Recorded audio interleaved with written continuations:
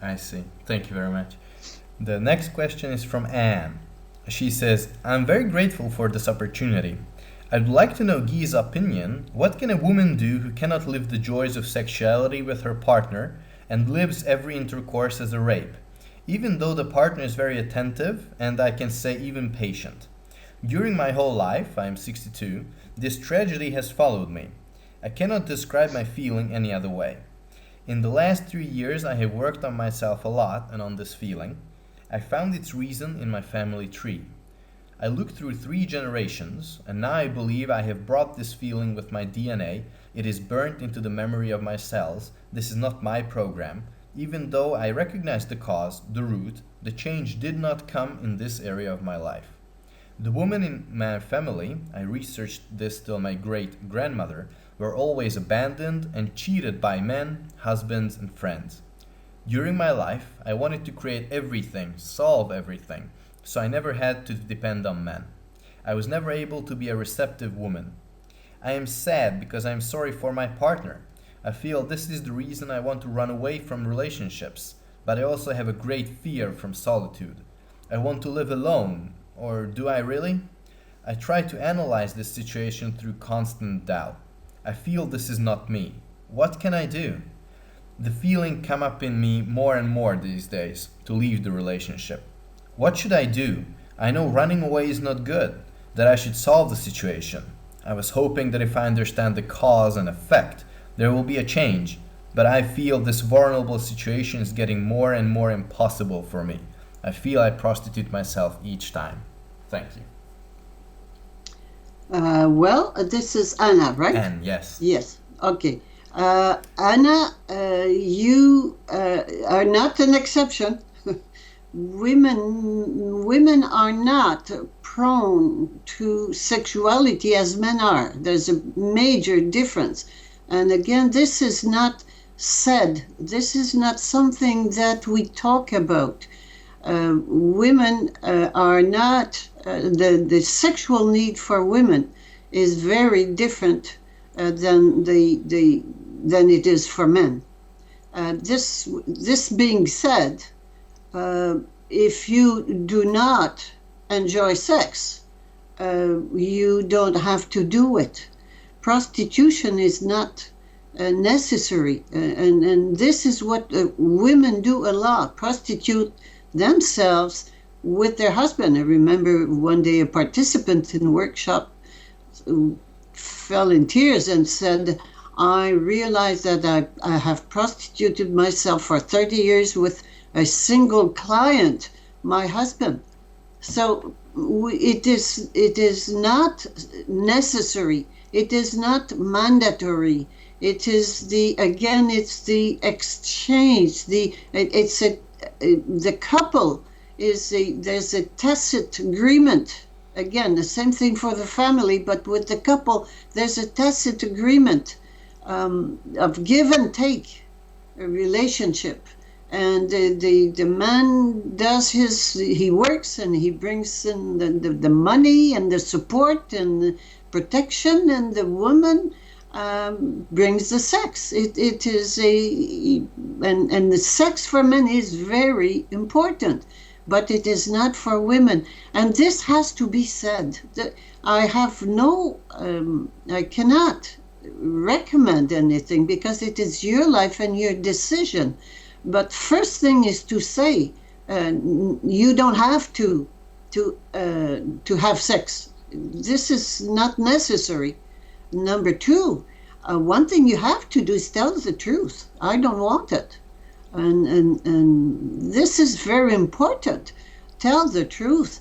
And all sexuality is always wrapped in seduction, in lies, and just tell the truth. I don't want it. But then you get scared because you may lose your husband or partner, whoever he is, and just say I'm scared to lose you, but this is the situation, and I will not. And this is what love of me is: not tolerate, not do this to me anymore, to myself. to do something that I don't want to do, that I totally dislike, and I feel like a rape. Being raped is nothing very nice to do to myself. The decision has is, first of all, the decision is between you and yourself. Am I going to tolerate to do this to myself any longer? And then with the partner, tell the truth. Tell the truth. Now, what's going to happen? You see, this is always the question, because we want to control the future. And I was talking a little bit earlier about letting go and giving the free will, my free will, total control of my life to the soul without expectation. So when I ask myself what's going to happen, this is my ego who wants to control the future. If I give control to the soul, I give the power to the soul. I let the soul decide of my future, knowing that whatever it is, I will go with it, because it will be perfect, not maybe for my comfort, but it will be perfect for my evolution of consciousness. And this is what I'm here for. This is why I incarnated for. There has to be a reason. Why would we come on this planet just to be born, work, age, and die? That's ridiculous. There has to be another reason. And of course there is another reason. And it is to become who I really am. And who am I is the big question.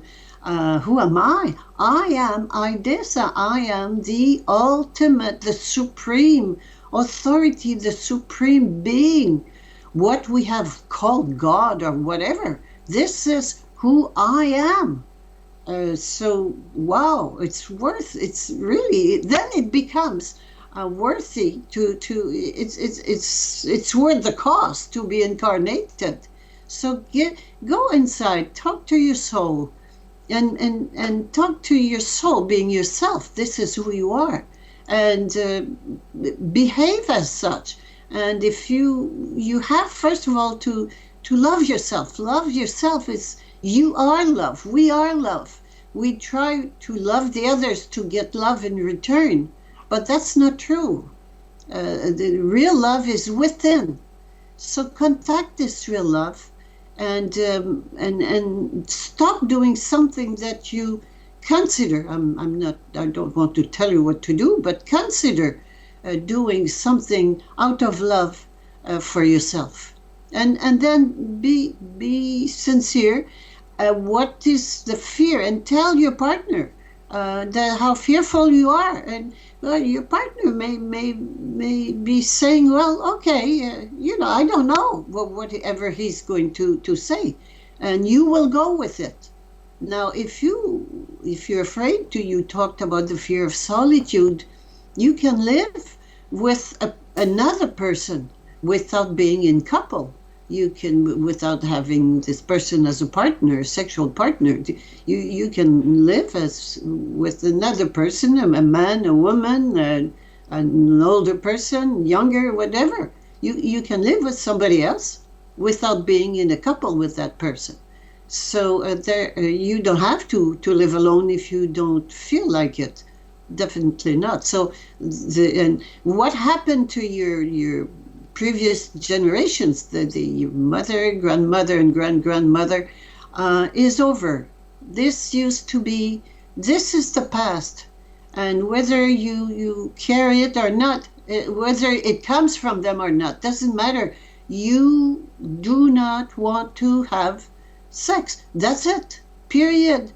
And this is very, very common with women. Women are not very prone to sex. I see. Thank you. Does this answer the question? Did I miss something? I think we covered everything.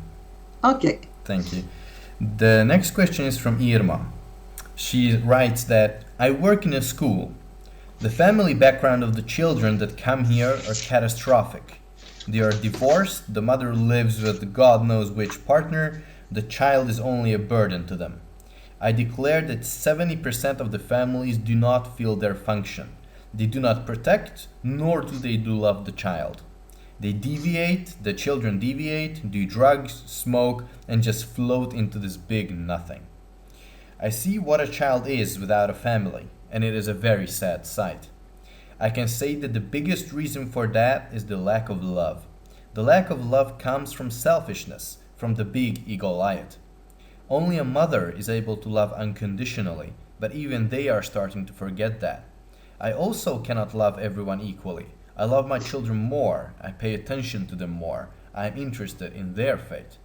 My question is, if family is not important, would you say it is not important for more children to be born? With love, Irma.